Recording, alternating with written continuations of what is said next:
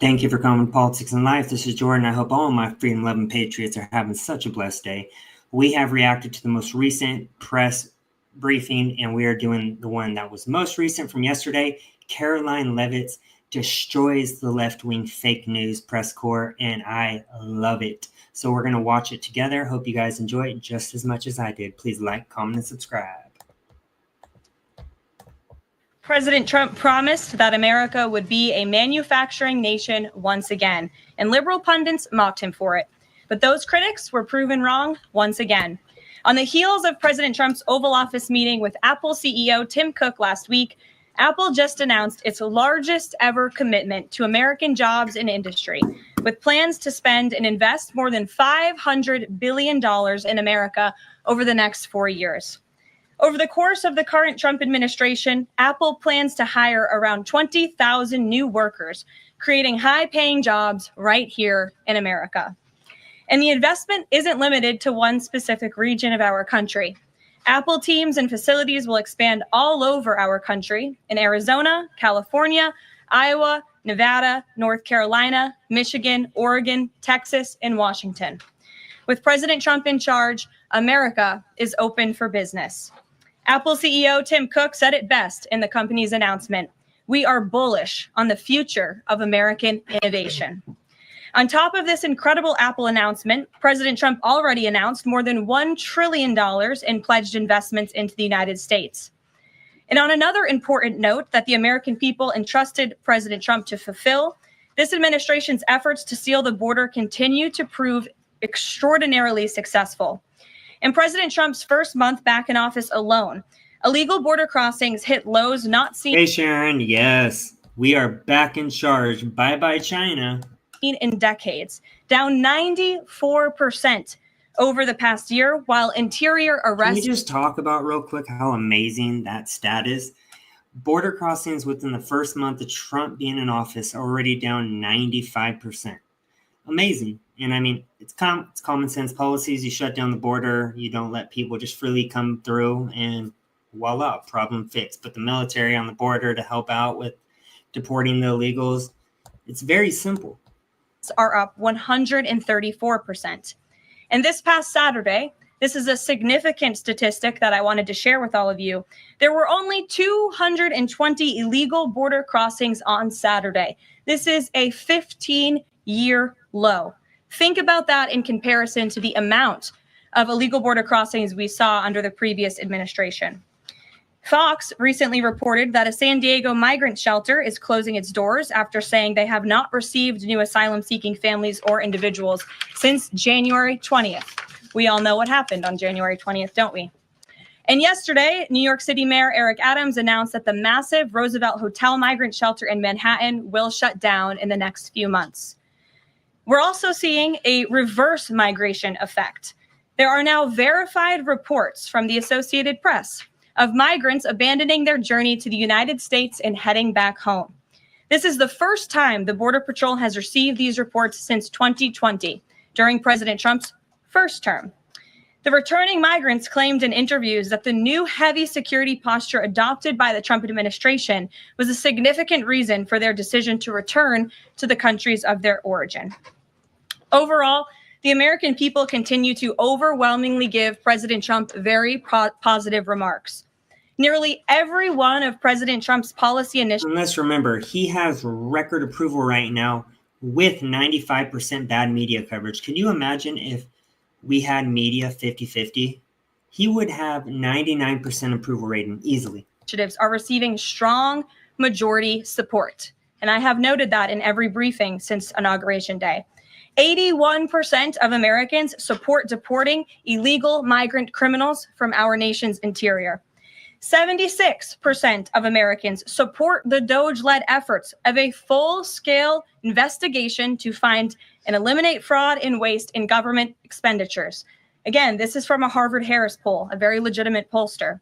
76% of Americans support closing the border. 69% of Americans support President Trump's common sense efforts to ban men from women's sports. As you all know, we celebrated that executive order at the White House a couple of weeks ago. 65% of Americans support the president's efforts to eliminate all preferences by race in the hiring and awarding of government contracts. Yep, you hire based on who's most qualified for the job, not what skin color you are. We are bringing back best position for the best person. Not just, oh, you're black, so let's just hire you. Oh, you're white, we're not going to hire you. It's just racism. Which is another pledge that DOGE is working hard to fulfill. And 61% of Americans, vast majority, support the president's plan for reciprocal tariffs to ensure that other countries are treating us the way we have always been treated. Despite what many Democrats and media members want you to believe, the Trump agenda is not only necessary, but it is overwhelmingly popular. Why? Because it's driven by common sense. And finally, as you all saw yesterday, a federal judge denied the Associated Press's emergency motion for a temporary restraining order against myself, our Deputy Chief of Staff, Taylor Budowich, and our Chief of Staff, Susie Wiles, for our decision to remove the Associated Press from the White House press pool for certain and special events. The judge's ruling, upholding our decision to deny the Associated Press such privileged access, reinforces the truth. And it reiterates what I said from this podium last week when that suit was filed. Asking the President of the United States questions in limited spaces, such as the Oval Office and Air Force One, is a privilege that unfortunately... Not only is it a privilege, but under the last administration, that was Kamala and Biden, because Biden wasn't in charge of anything, so I say Kamala / Obama. But anyways, yeah, we had they weren't in the public at all. They wouldn't even do press conferences. I think Biden was on vacation 2/3 of his whole presidency. Now we have people giving daily press briefings again, not lying, by the way, actually giving facts and database information. And we have Trump, who also is doing daily briefings, answering questions, talking to these world leaders, where before Biden then wouldn't even answer the calls, or they wouldn't even answer when Biden called because he was a laughing stock around the world. No one feared Biden. No one ever did fear Biden, even when he didn't have dementia. We have a powerful leader who is back, who is for America first. Has only been granted to a few. It is not a legal right for all. The Trump administration has already proven to be the most transparent ever, and this president, the most accessible in history. This is evidenced by President Trump's daily press conferences in the Oval Office, where he takes many questions from the journalists who have the honor and privilege of standing before the beautiful Resolute desk. The president and this entire White House are committed to ensuring the American people continue to receive this same level of historic transparency, access, and visibility. In fact, we want to double down and give even greater access to the American people. We want more outlets and new outlets to have a chance to take part in the press pool, to cover this administration's unprecedented achievements up close, front and center. As you all know, for decades, a group of DC-based journalists, the White House Correspondents Association, has long dictated which journalists get to ask questions of the President of the United States in these most intimate spaces. Not anymore. I am proud to announce that we are going to give the power back to the people who read your papers, who watch your... So we the people now can apply for the press corps and ask them questions. How exciting is that? No more big media being the main people who only ask questions on the press briefings. It's we the people now. You can apply. Anyone can apply. This is exciting news. This is transparency. This is normal everyday Americans being able to actually come into the picture and ask important questions. I actually really like that. Television shows and who listen to your radio stations. Moving forward, the White House press pool will be determined by the White House press team. Legacy outlets who have participated in the press pool for decades will still be allowed to join, fear not, but we will also be offering the privilege to well-deserving outlets who have never been allowed to share in this awesome responsibility. Just like we added a new media seat in this briefing room, legacy media outlets who have been here for years will still participate in the pool, but new voices are going to be welcomed in as well. As part of these changes, we will continue the rotation amongst the 5 major television networks to ensure the president's remarks are heard far and wide around this world. We will add additional streaming services which reach different audiences than traditional cable and broadcast This is the ever-changing landscape of the media in the United States today. We will continue to rotate a print pooler who has the great responsibility of quickly transcribing the president's remarks and disseminating them to the rest of the world. And we will add outlets to the print pool rotation who have long been denied the privilege to partake in this experience, but are committed to covering this White House beat. We will continue to rotate a radio pooler and add other radio hosts who have been denied access, especially local radio hosts who serve as the heartbeat of our country. And we will add additional outlets and reporters who are well suited to cover the news of the day and ask substantive questions of the President of the United States, depending on the news he is making on that given day. This administration is shaking up Washington in more ways than one. That's what we were elected to do. This is what you call full transparency, open, talking to the American public on a daily basis, actually getting involved, actually showing the people that you care about Americans and American policies first before other countries. As I have said since the first day behind this podium, it's beyond time that the White House press operation reflects the media habits of the American people in 2025, not 1925. A select group of DC-based journalists should no longer have a monopoly over the privilege of press access at the White House. All journalists, outlets, and voices deserve a seat at this highly coveted table. So by deciding which outlets make up the limited press pool on a day-to-day basis, the White House will be restoring power back to the American people who President Trump was elected to serve. So in that note, in our new media seat today, we have Shelby Talcott, who is a White House reporter for Semaphore. In 2022, Semaphore launched as a global digital news platform with the aim of bringing meaningful innovations to the news industry. Today, they have nearly 1 million newsletter subscribers spanning 11 separate editions. With that, Shelby, I will take your questions. Thanks, Caroline. I've got two for you. One on foreign policy. Over the weekend, the president's special missions envoy, Rick Grenell, was talking about Venezuela, and he said that the president isn't someone who wants regime change. Other administration officials have made clear that they don't see Maduro as the rightful leader. What is this administration's policy on a new government in Venezuela? I think the president has made his position on Venezuela quite clear. He stands in opposition to the Maduro regime, and Secretary Rubio has spoken on this extensively as well. And then on Doge, Communism. last night Elon Musk said that a failure to respond a second time will result in termination. Will there be additional rounds of the what did you do? Speaking about that, as we know now, because Elon Musk and Doge exposed it, there's millions upon people who aren't even alive that are supposedly getting paid through the government through our taxes. So this text also shows which people are dead. The people that don't respond, they can actually look into them and see if they're alive or not. I'm sure there's a lot that are just too lazy, like liberals who've been complaining that they can't respond to an email. But besides that, there's a large population of dead people or people that shouldn't be getting paid that are getting paid. So I love this idea. And yes, expose all of the corrupt bureaucrats that aren't doing their job. They should be doing their job. I do my job, and we barely get by. But these guys are getting paid to not do work. This week email from Doge to federal workers, and what's the guidance on the federal workers who've been instructed by their agencies not to reply? So a couple of things on this. First of all, let's just take a step back and talk about this idea. The president sent out a truth last weekend to Elon Musk saying he loves everything Elon is doing and he wants him to be even more aggressive because Doge thus far has proven incredibly successful in making our government more efficient. And so Elon and Doge came up with this idea. Elon has implemented this at his private companies. It has proven successful.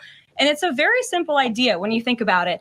All the Office of Personnel Management is asking, all this administration is asking, President Trump is asking, is for federal workers who live off of the American taxpayers' dime to send 5 bullet points of what they have done in the previous week. I could have given you like 100. The fact that there's actually people complaining about it is just mind-boggling. And that the fact that there was actually one of these workers who didn't respond to his email, but also had enough time to go on CNN last night and whine and cry about it.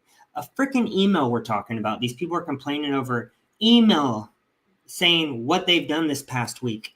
If that's too much for you as a government employee, you shouldn't be working for the government, plain and simple. That is all we are asking for. And so the Office of Personnel and Management sent out additional guidance last night. Those responses should be directed to agency leadership, and the president defers to his cabinet secretaries, who he's obviously entrusted to pursue the guidance relative to their specific workforce. And for some of the agencies that you've seen who have said, please don't send these emails, it's in their best interest for that specific agency, and the president supports that. And let me be very clear, the president and Elon is his entire cabinet are working as one unified team, and they are implementing these very common sense solutions. You're welcome. Jackie. Thank you. One follow-up on this question. So about the deadline, Alina Habba said that you have until tonight. Elon Musk said a failure to respond a second time would result in termination. So is that a real deadline? Should federal workers be looking to that guidance, or should they be looking to the agency heads? Like, what is the actual deadline? So again, the agency heads will determine the best practices for their employees at their specific agencies. Again, this was an idea that Elon come up with. Doge worked with OPM to actually implement the idea, and the secretaries are responsible for their specific workforce. And this is true of the hirings and the firings that have taken place. And we advise federal workers, unless your agency— It's literally a job. If you're too lazy to send an email back to your employee, you should not have the job. I don't see what the big issue is. Send the email back. Otherwise, you obviously aren't serious about working. In America these days, there's so much laziness, especially on the left. They just want free handouts. They expect all this free stuff. And they expect you to cower to them anytime they're sensitive about anything. It's amazing. There's nothing bad about asking for a response on an email from your boss. Has dictated you not to respond to this email. In fact, I can announce that we've had more than 1 million workers who have chosen to participate in this very simple task of, again, sending 5 bullet points to your direct supervisor or manager, CCing OPM. I actually participated in myself. It took me about a minute and a half to think of 5 things I did last week. I do 5 things in about 10 minutes, and all federal workers should be working at the same pace that President Trump is working and moving. We have a country to save, and we want this federal government to be responsive to the needs of the American people who reelected this president to have historic, massive reform. And that's what the intention of this idea is. Can you clarify one thing, though? Because Elon Musk also said that a reason that they wanted this 5 things email was just to see if people are actually alive. Citing that there are some federal workers who might not even be alive. No, there's millions of federal workers, they're saying, that are getting paid that aren't alive, meaning where's that money going towards? That's our taxpayer dimes. So meantime, NBC is reporting that these responses are going to go into an AI generator to evaluate whether these jobs are necessary. So is it just to see if people are actually working, or is it an effort to maybe cut some of those jobs? I have not seen that NBC News report, and I haven't heard that from Doge or from Elon himself. Again, this is to ensure that federal workers are not ripping off American taxpayers, that they are showing up to the office, and that they are doing their jobs. That's what the American people expect, and it's a very simple task to complete. I did it myself, and I was more than happy to do it because I'm very grateful that I am serving the American people on the American taxpayers' dime. Do you think Doge should hire a spokesperson just so that Elon Musk doesn't put out tweets that then confuse federal workers? Are my press briefings not good enough for you, Jackie? John. Literally complaining over tweets from Elon Musk. This is ridiculous. Carolyn, thank you. In the ruling by Judge McFadden yesterday, who dismissed the lawsuit that AP brought against yourself and your team members here, President Trump, in there he said, why not just do away with the entire White House Correspondents Association along with it, because essentially they have no authority. They just usurped it. What is your reaction to that? Well, first of all, John, it's great to see you. And you are one of What's up, Squid Man? We need to actually do a podcast soon. If you're down, bro, we could talk about whatever you want. But yeah, Crimea River lives. Of course, I love, she's so good at demolishing the fake news press corps. I love it. This is the first time I've watched everyone, because Karine Jean-Pierre was so cringe and dumb. I just couldn't take it. But Caroline Leavitt, breath of fresh air. Those individuals who has you're on a streaming platform that hundreds of thousands of people tune into every day. So it's great to see you in the briefing room. I did address that actually in my opening remarks by announcing that the White House press team in this administration will determine who gets to enjoy the very privileged and limited access in spaces such as Air Force One and the Oval Office. Meaning we, the people, can apply for it now. That is amazing. we can be like the fake news left-wing media that are asking questions, but actually ask real questions. Office. There are, as you know, look at this room, hundreds of journalists who show up to this building every single day and are not granted that luxury of flying on Air Force One and asking the president of the United States questions. And so we want to ensure, again, everyone has a seat at that highly coveted table. But alas, the legacy media outlets who have been doing this for quite some time and have invested resources into covering the White House, their spots will remain, just like they have in this briefing room as well. Sure. Steve. Could you give us an update on the negotiations around the Ukraine minerals deal, and when is President Zelensky going to come visit? So the president talked at length about this yesterday, the critical minerals deal with President Macron. And in the more than hour-long press conference he gave all of you in the Oval Office himself, there hasn't been significant updates since the president's remarks last night, but I will just reiterate his position. It's critical that this deal is signed. He expects President Zelensky to sign a deal. This is to recoup American. These minerals that we're supposedly going to be getting from Ukraine, can someone please tell me what that means? Because I don't understand with the minerals part, how that's going to benefit the American people. I do think that the billions that we gave them, they should pay us back in some way. Definitely believe that. Tax dollars that have been funding Ukraine's national defense.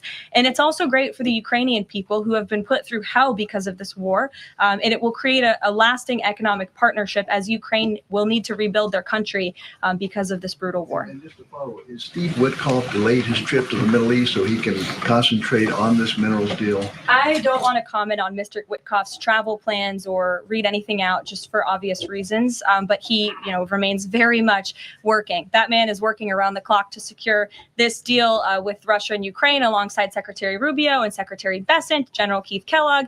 He's also working very hard to secure a peace deal in the Middle East as well. So God bless him. And he's working alongside the president every single day. Sure. Thanks, Caroline. The president's executive order creating DOGE called for the naming of a DOGE administrator. Who is the DOGE administrator? So the president tasked Elon Musk to oversee the DOGE effort. There are career officials and there are political appointees who are helping run DOGE on a day-to-day basis. There are also individuals who have onboarded as political appointees at every agency across the board to work alongside President Trump's cabinet to find and identify waste, fraud, and abuse. And they are working on that effort every day. So is Elon Reagan. Musk the administrator? Reagan. Thanks, Caroline. I have two for you today. One on the border. Look at her shaking her head right there. They're going to continue to act like Elon Musk is the president, even though we know he works for President Trump. So annoying. And one on the DHS investigation. Sure. First on the border wall. Border wall construction has restarted in Texas and California under contracts awarded under Trump's first term. Is the president looking to secure new contracts, and how is he defining success in terms of border wall construction this administration? The border wall is a signature promise of President Trump's campaign. He talked about it way back in 2015 and 2016, and people laughed at him for bringing up this idea. It's proven to be not only an idea that he delivered on in his first term and continues to deliver on in his second term, but it's also proven to be highly effective.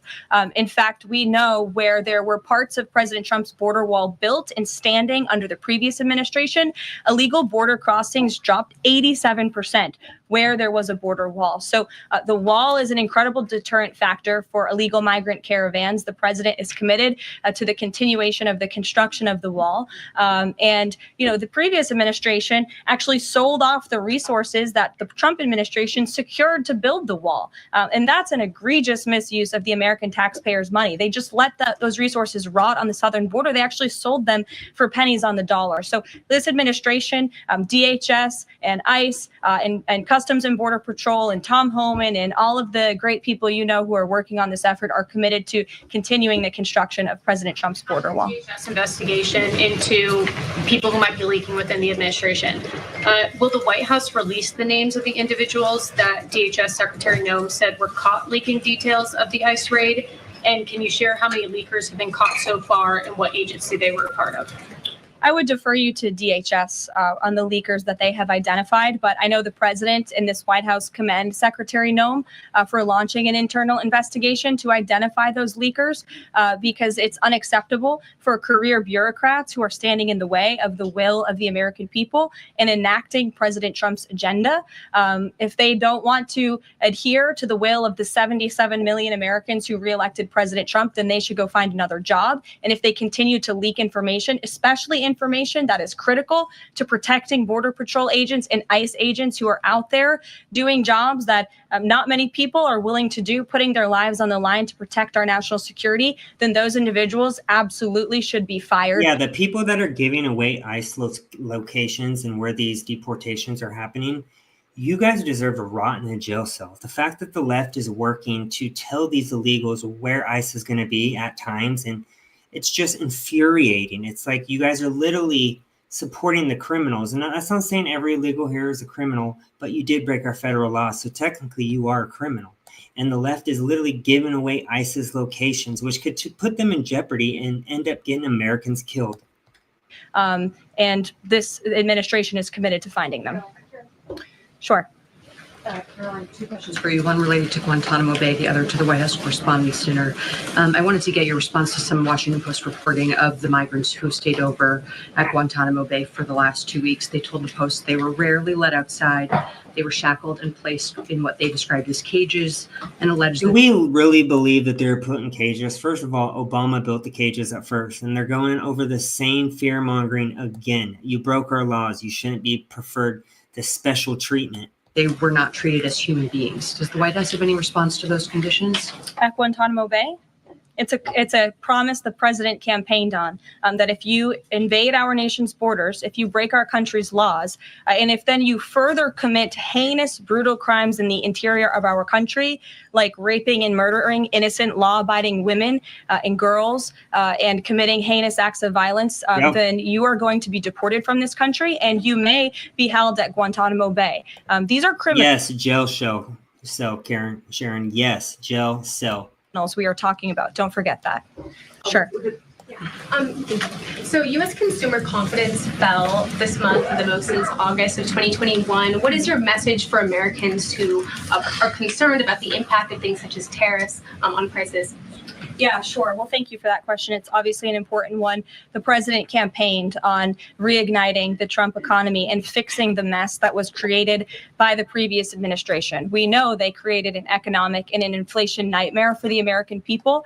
And I'm not going to stand up here and lie to you like my predecessor did about the state of our economy. We understand there are people that are hurting, and this administration is wholeheartedly committed to ensuring that those individuals see relief and price reductions and tax cuts, and in less regulations that are burdensome on their household and their businesses. And the president and this entire administration are focused on that every day. I can go through the very long list of economic actions this president has taken. I know you work for Bloomberg, so I'm sure you're well aware of them, but I can assure the American people that the president is very much focused on bringing down the cost of living crisis in this country that was created by the previous administration. Yep. I just have a quick follow-up.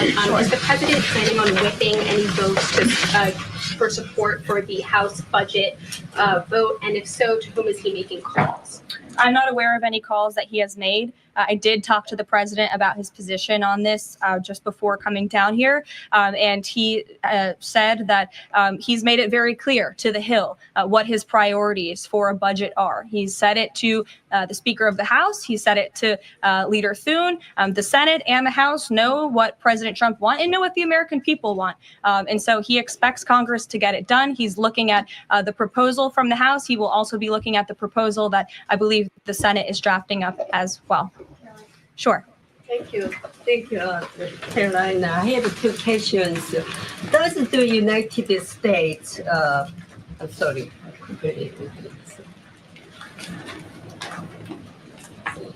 Well, why don't you identify your question and I'll come back to you. Sure, go ahead. Thank you. So, what guarantee that Israel will withdraw from Lebanon soil after 2 weeks, as the ceasefire terms indicates? I'm not sure about the guarantee that you're referring to. I can tell you that this administration remains very much engaged. We know that the deadline for the phase 1 ceasefire is imminent. So Steve Witkoff, whom I mentioned earlier, and the president's administration and his team and the president himself remain very much engaged. We want to see the ceasefire continue, and the president has made it very clear he wants to see all of the hostages who have been held in captivity in Gaza returned home. Jeff. Caroline, I was wondering if is Elon Musk going to attend the president's first cabinet meeting tomorrow? He is, as a matter of fact. I spoke to the president about that before coming down here as well. And Elon, considering he is working alongside the president and our cabinet secretaries, this entire administration will be in attendance tomorrow just to talk about DOJ's efforts and how all of the cabinet secretaries are identifying waste, fraud, and abuse at their respective agencies. We look forward to the meeting tomorrow. Sorry, my beautiful wifey was in here. That's who I was talking to, so I had to mute it real quick. And I think you'll be hearing from the president and his cabinet where they're on campus tomorrow. I hope you guys are excited. So some of those cabinet members were caught off guard by the email from Nobody was Saturday. caught off guard.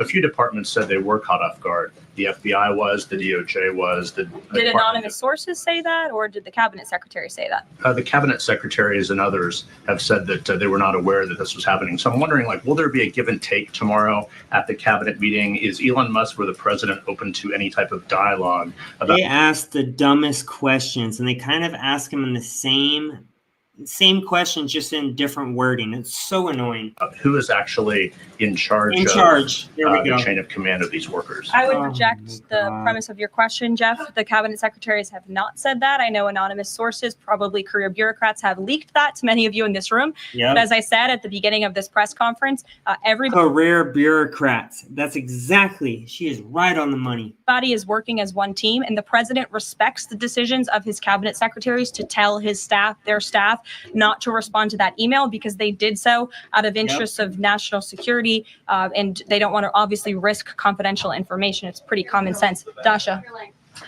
Musk has obviously been doing a lot of work. He's been working every day and a lot of the time weekends. He is designated as a special government employee, which means that he can only work 130 days per year. Is the White House expecting him to limit his work to 130 days, or are you going to work around those rules? Do you want to see him? What kind of stupid question is that? Are you kidding me? You have the chance to ask about the president of the United States and this amazing administration we're in right now, and she asks about Elon Musk working a certain amount of days. This is just laughable. Extend beyond the 130 So today is February 25th, so I think we've been here about 35 days, roughly. So ask me in another 100 days. Daniel. Wow. Caroline, thank you. You opened up with a major announcement from Apple, $500 billion, 20,000 jobs, doubling its advanced manufacturing fund. Yeah. What does that signal that such a global brand would make what it called its largest ever spend commitment just a month into President Trump's second term? What does that signal about his economic vision for the country?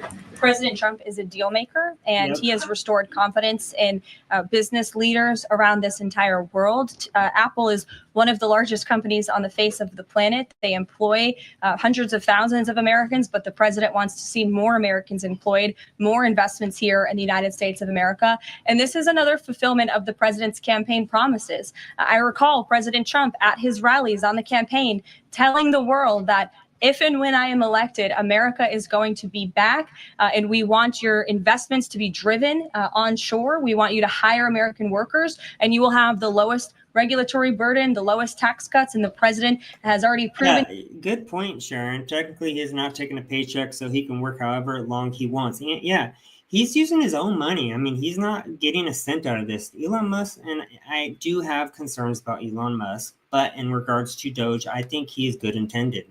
I mean, he's very, very transparent. Same with this administration about everything. They are telling the public everything. And he's committed to slashing regulation. He's counting on Congress to implement those tax cuts. And so people are encouraged by the president's, again, as Tim Cook called it, they're bullish about American innovation because of the leadership of this president. And it's a stark contrast to the leadership of the previous administration, Joe Biden, who I don't think spent any time trying to recruit any investments or jobs here at home. Mary. We're hearing from some Republicans who are voicing concerns about how these cuts are being carried out. Congressman McCormick, a Republican from Georgia, tells us he's worried it's too rapid for real people to adapt to. And he says he's concerned that it could come off. Yes. Hey, Hope, what's going on? I hope you're having a great night. Yeah, it's amazing the transparency and the comparison between her and cringe, as I call her, cringe Jean-Pierre. DEI. As discompassionate in his words, that it could risk undercutting the strong message that he feels you're trying to send about the need to cut government waste. Well, I think that was one comment from one senator. And I think, as I cited in my opening remarks in the poll, the most important people are the American people. And 77% of Americans at home support a full investigation into the waste, fraud, and abuse that the federal government has been spending their tax dollars on. So that's the people the president cares about most. And that's why we're fulfilling this pledge. And again, it should come as no secret to anybody. The president campaigned on doing this. The president yesterday said, if you don't respond to this email, you will be fired or semi-fired. What does he mean by that? Again, I've been asked to answer this question 3 times now. It is semi-fired. But it's in the memo. The president, again, has entrusted his cabinet. It means if you're too lazy or you're incapable of emailing something you've done for your company when you are a government employee, you are fired. It's really that simple. These people ask the dumbest questions. Secretaries to oversee their workforce. That's why he nominated them to be cabinet secretaries. And so federal workers can be directed to their agency leadership. Caroline. Great, thanks, Caroline. I wanted to ask about a federal judge yesterday was saying that they didn't know who the Doge administrator was and was asking the lawyer for the administration who it was, and the lawyer responded, I don't know the answer to that. Can you tell us who the administrator of Doge is? They keep on asking the same damn question. Again, I've been asked and answered this question. Elon Musk is overseeing Doge. There are And by the way, I don't trust Elon Musk at all. There's a lot of things that I don't trust about him, but one thing I do like is the Doge. That is one thing I do like is what he's exposing. I do think that we need to give back, though, to the American people, because people say pay the debt down. It's not our fault the debt's so high, though. And I understand that argument, but we deserve money for sure. We deserve the money back. You've been spending trillions. Spend your own money. Take the money that the politicians made, these millions, and take it out of their own pockets and then pay off the debts. That's what I think, at least. Oh, Elon Musk. We deserve a check of, I'd say, 50 grand, no less. As long as you are a hardworking, tax-paying citizen, and you've been, let's say 20 plus years, then you at least deserve 50 grand, maybe 10 years, half of that, and then from there on, we'll talk numbers. A special government employee, which I've also been asked and have answered that question as well. There are career officials at Doge. There are political appointees at Doge. I'm not going to reveal the name of that individual from this podium. I'm happy to follow up and provide that to you. But we've been incredibly transparent about the way that Doge is working. John. The Republican budget. Thanks a lot, Caroline. Since your last briefing, there have been some personnel moves that have been announced by the president, and I wanted to ask you about them. One was the president replacing the chairman of the Joint Chiefs of Staff, General C.Q. Brown Jr. What was the reason for the president naming a replacement for General Brown? And then I'll follow up with another personnel announcement that's been made over the last few days. He thinks he's doing a bad job. And it's time for a shakeup at the Pentagon. They failed 7 audits in a row. The trust in our United States military amongst the war fighters is low.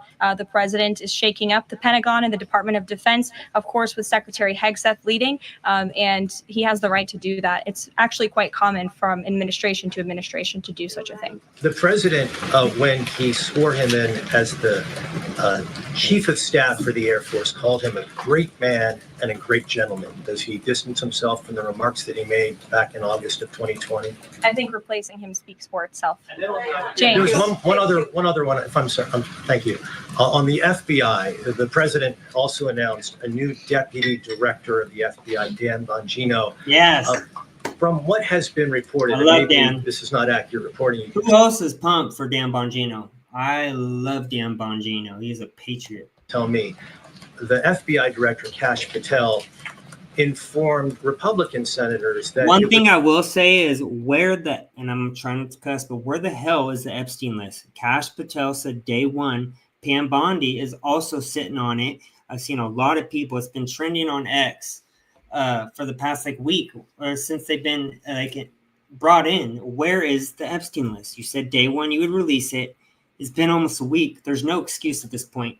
Unless there's officials on it that you don't want us to know about, you need to release it. Would be an individual named as the deputy who was a special agent currently at the FBI. And of course, Mr. Bongino is not. Well, what was the reason for naming Mr. Bongino to this position? And was Mr. Patel not correct in making that assurance? Yes, Hope. At least if you've been paying 20 years, at least 50 grand, no less. That's what I think, at least. Could you imagine how many of thousands of dollars we've all paid in taxes? What it's gone to? Just BS. Senators. I'm not sure if anybody in this room has listened to Mr. Bongino when he talks about the past corruption at the FBI, when he talks about his experience serving for the United States Secret Service. This is a man who loves his country and who has honorably served our country in ways that many people have not. He understands the depth of the corruption at these institutions, which the American people reelected President Trump to shake up. And I think it's quite despicable to see many networks in this room who have had chyrons on their television screens labeling Mr. Bongino as a far-right podcaster. He is not. He is a former law enforcement agent. He is a former Secret Service agent who put his life on the line to protect this country. And that is why the President of the United States has entrusted him for this important role. He's also an outsider to this Washington swamp. And we often see that when outsiders are appointed to such coveted positions, a lot of people in this city get very, very nervous. And they should be, because Dan Bongino and Kash Patel and Attorney General Bondi are focused on rooting out the corruption at these agencies and ending the weaponization of government once and for all. I'd like to end with something. As you all know, you know what, James? I'm feeling generous. Go ahead. I will take it. Thank you, Caroline. Sure. I wanted to ask. Don't make me regret this. I wanted to ask about the Macron visit and the Russia-Ukraine talks in general. Sure. It's pretty clear to my eye that President Macron was performing a kind of delicate dance, lavishing praise on the president while seeking in his own remarks to try to bind President Trump to positions and even specific language that the president has not committed to heretofore. One of the most bracing comments from President Macron was when he said that the deal that... Yes, Hope. Let's go Dan Bongino and cash corruption. Yes, but we need that Epstein list released now. That's all I'm saying. You guys said day one you would release it. Release it. There's no reason that there's no excuse, in my opinion. And I see a lot of people on X, Twitter, actually posting videos saying release it. President Trump is negotiating with the Russians must not be, quote, a surrender for Ukraine. All of the public points that we have heard from President Trump, from Secretary Hegseth, and from other administration officials talking about these negotiations have averred to, quite openly, to concessions from the Ukrainians that will have to be made. The minerals deal, the abandonment of their NATO ambitions, and other elements. So far, we have not heard any administration official suggest a single concession that the Russians should be prepared to make. And so I wonder if you could assure us, at a minimum, that this negotiation process will not be as one-sided as the Europeans seem to think it is, that in fact, President Putin will also be made to engage in some concessions to reach this deal. Well, I think the president knows how to make a deal better than anyone who has ever assumed the office of the American presidency. And in order to make a deal, you have to bring both sides to the table. And typically when you make a good deal, both sides leave that table a little bit unhappy. I'm not going to outline the concessions that the president and his team are engaged in discussing. These are obviously ongoing negotiations, and it would be unwise of me to impede them from this podium. But the president has made significant improvements in ending this conflict. He is committed to seeing an end to the war. He wants to see the bloodshed and the killing stopped. He wants to stop seeing young men being killed and slaughtered. This has been going on for far too long. The president inherited this mess because of the incompetence of the previous administration, and he's committed to fixing it. And he's made, some of those concessions clear, but I'm not going to get ahead of him on additional ones. But he is wholeheartedly committed to striking a peace deal in Russia and Ukraine, also in the Middle East. Thank you very much, guys. Good to see you. All right, guys, I hope you enjoyed the reaction. I will be probably doing a live later with my lady for the first time. We're going to react to some nice patriotic America First type music, and I hope you guys enjoy it. This will be the first video I react to with her. But anyways, I hope you enjoyed that. I love Caroline Leavitt. She is so transparent, and it's such relief coming from the last administration to now this administration. Have a great night. Talk to you guys soon. Peace.